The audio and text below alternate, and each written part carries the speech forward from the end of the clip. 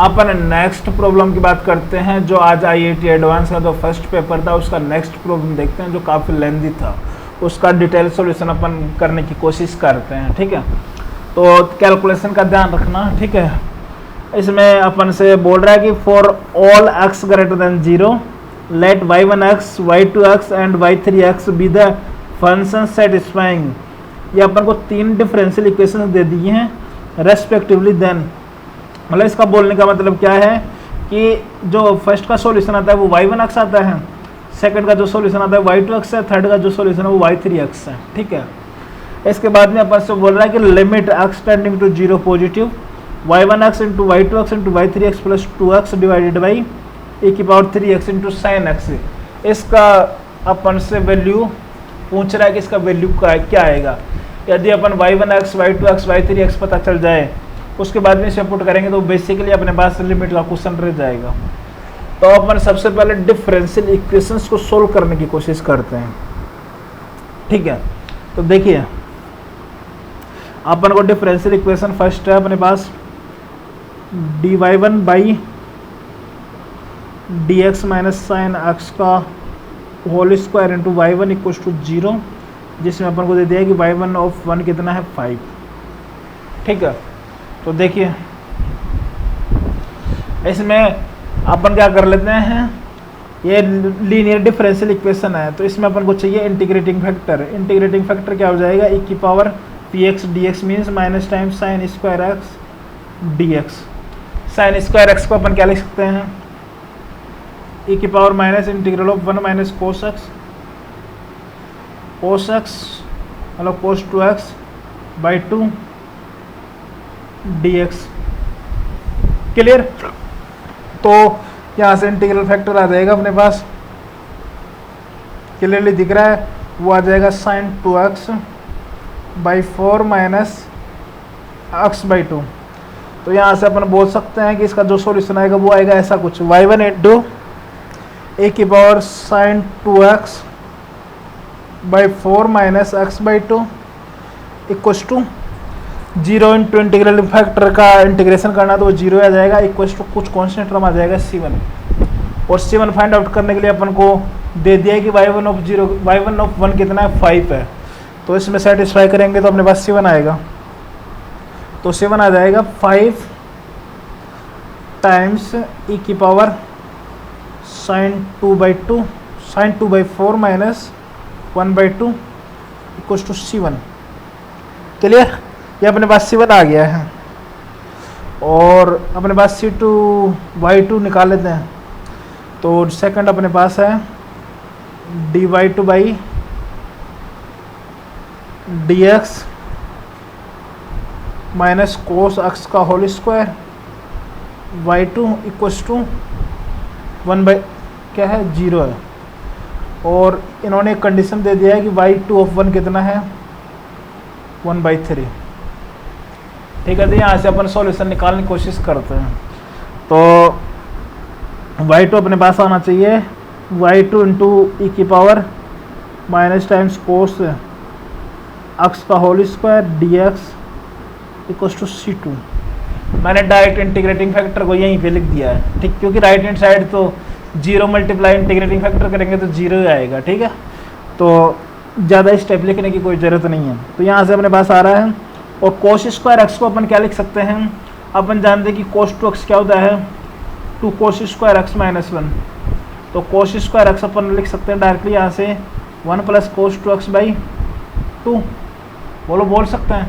तो यहाँ से अपने पास आ जाएगा y2 into e⁻ integral factor of integration of 1 plus cos 2x by 2 into dx equal to c2 बोल सकते हैं।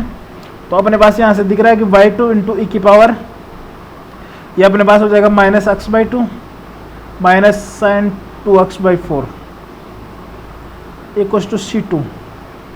तो यहाँ पे c2 के लिए अपने पास क्या दिया है कंडीशन y2 ऑफ 1 कितना है 1/3। तो यहाँ से आ जाएगा 1/3 times e⁻ minus 1/2 into sine 2/4 equal to c2। Clear. इतनी बात समझ में आ गई। क्लियर, ठीक है। अब थर्ड इक्वेशन को सिंप्लीफाई कर लेते हैं, इसको यहाँ पे पुट कर लीजिए, लेकिन मैं पुट नहीं कर रहा हूँ क्योंकि अपन को basically y1 into y2 into y3 करना है, तो उसमें c1 dot c2 dot c3 directly multiply हो जाएंगे, ठीक है। तो इसलिए थोड़ा सा आसानी रहेगी वैसे करना। अब थर्ड इक्वेशन को अपन निकाल लेते हैं, क्या है, dy3 by d x minus 2 minus x cube by x cube. ये अपने पास dy3 by d x minus 2 minus x cube by x cube into y3 equals to 0, और कुछ ना कुछ कंडीशन दिए होगी, वो है अपने पास y3 ऑफ 1 कितना है, y ऑफ 3 ऑफ 1 कितना है, 3 डिवाइडेड बाई 5p, ठीक है। तो इसको अपन डायरेक्टली लिख सकते हैं y3 इंटू ई की पावर, ये हो जाएगा minus times integral of 2 minus x cube by x cube d x equals to c3। तो यहाँ से आ रहा है y3 इंटू ई की पावर, ये हो जाएगा अपने पास माइनस 2 बाई एक्स क्यूब, क्या हो जाएगा, अपन जानते हैं माइनस 2 बाई एक्स क्यूब को क्या लिख सकते हैं, इसका इंटीग्रल क्या होता है, माइनस 2 इंटू एक्स की power minus 3 plus 1 divided by minus 2, minus 2 से माइनस 2 ने बढ़िया दिया जाएगा 1 बाई एक्स स्क्वायर, ठीक है।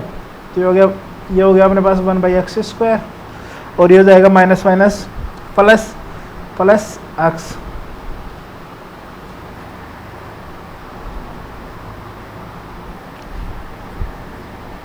ठीक है, इक्वल्स टू c3। अब c3 के लिए कंडीशन दे दिया y3 ऑफ 1 कितना है, 3 बाई 5p, तो ये अपने पास आ गया 3 बाई 5e इंटू ई की पावर 1 रखते क्या हो जाएगा 2 इक्वल्स टू c3। तो c3 अपने पास आ रहा है 3 बाई 5 इंटू ई। अब अपन को चाहिए वैल्यू किसका, limit x tending to 0 plus, ये अपने पास y1 y2 y3, ठीक है, y1x into y2x into y3x into plus 2x divided by e की power 3x into sine x, इसका वैल्यू अपन से पूछ रहा है।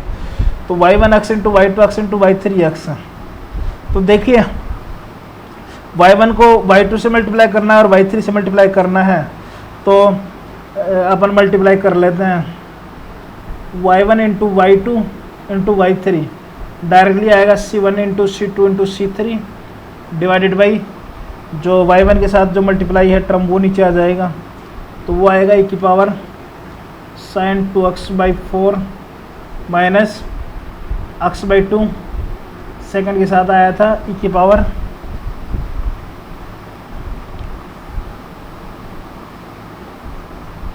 ये आएगा नीचे minus x by 2 minus sine 2x by 4, और थर्ड से आया था अपने पास ये आएगा नीचे e की power 1 by x square plus x. I think इतनी बात समझने में कोई दिक्कत नहीं होनी चाहिए, ठीक है, ठीक है, क्लियर। तो c1 dot c2 dot c3 क्या आ रहा है, अपन यहाँ पे ऊपर लिख देते हैं y1x इंटू y2x। मैं ऑलरेडी बोल चुका हूँ कि लेंथी प्रॉब्लम है, इसका मतलब लेंथी है, काफ़ी ध्यान से करना है चीज़ों को और बेसिकली एडवांस का एग्ज़ाम है तो एडवांस ही क्वेश्चंस होंगे, हर कोई नहीं बना सकता एडवांस के क्वेश्चंस को, इधर उधर से आप कॉपी कर सकते हैं लेकिन रियलिटी होती है, ठीक है। उसके लिए बहुत अच्छा प्रैक्टिस चाहिए होता है, बहुत अच्छे मतलब गाइडेंस की भी बहुत इंपॉर्टेंस रहता है अच्छे प्रॉब्लम्स बनाने के लिए। फॉर्मूला बेस्ड क्वेश्चन तो कोई भी बना सकता है, जिनमें दिमाग यूज हो वो क्वेश्चन बनाना बहुत मुश्किल होता है, ठीक है। तो इसमें y1 into y2 into y3 c1 into c2 into c3 क्या आ रहा है, c1 आया अपने पास 5 टाइम्स। अब अपन थोड़ा सा नीचे वाले को सिंप्लीफाई कर लेते हैं, e की power sine 2x by 4 e की power minus sine 2x by 4 इन निपटता हुआ दिखाई देगा, e की power minus x by two into e की power minus x by two कितना हो गया e की पावर एक्स e की पावर माइनस एक्स। तो ये आ रहा अपने पास clearly c1 into c2 into c3 divided by e की power minus x into e की power x square 1/x² plus x. तो यहाँ से ये भी निपट जाएगा। तो ये आ रहा है c1 into c2 into c3 e की पावर माइनस 1/x²। ये आ रहा है क्लियरली, मतलब ये y1 into y2 into y3 का प्रोडक्ट आ रहा है ये। ठीक है, तो यहाँ पे रख देते हैं। तो यहाँ पे अपन रखेंगे तो ये क्लियरली दिख रहा है कि c1 dot c2 dot c3 into e की power minus x² plus 2x by e की power 3x into sine x. तो ले ये 0/0 का फॉर्मेट बनता हुआ दिखाई देगा। अपन क्या करते हैं, ये है अपने पास c1 dot c2 dot c3 into e की power minus x² plus 2x divided by e की power 3x into sine x, ऐसे लिख सकते हैं। इसके नीचे e की power 3x into sine x. Clear? तो यहाँ से अपन को दिखेगा ये अपने पास 0/0 का फॉर्मेट बन रहा है। तो इसको लिख दिया अपन ने, x से मल्टीप्लाई कर लिया, ये हो गया 1, x से x कैंसिल आउट हो गया। तो इसका जो राइट हैंड साइड है इसका वैल्यू आ गया अपने पास 2। क्लियर? अब इसको देख लेते हैं c1 dot c2 dot c3, कुछ ना कुछ कांस्टेंट आएगा क्योंकि c1 c2 c3 constant values हैं। ठीक है, कुछ ना कुछ कांस्टेंट वैल्यू। फॉर एग्जांपल इसको k ले लिया तो ये अपने पास आ गया k टाइम्स e की power minus x² divided by e की power 3x into sine x. ठीक है, अब जैसे इसमें 0 पॉजिटिव पुट करेंगे तो ये देखिए ये 0 की तरफ जाएगा और बहुत जल्दी जाएगा, एक्सपोनेंशियली 0 की तरफ जाएगा क्योंकि e की पावर माइनस है। ठीक है, पावर जैसे ही 0 पुट करेंगे तो ये इनफाइनाइट होगा, तो e की पावर माइनस इनफाइनाइट बहुत जल्दी 0 की तरफ जाएगा। और ये लीनियरली 0 की तरफ जा रहा है, तो 0 या ओवरऑल वैल्यू 0 की तरफ जाएगा। तो इसका जो फर्स्ट टर्म है उसका वैल्यू कितना आ रहा है 0, तो इसका वैल्यू 0 है। ये जो अपन लिखे इसका वैल्यू आ रहा है 2, तो दोनों का समेशन होकर फाइनल वैल्यू कितना आ रहा है 2।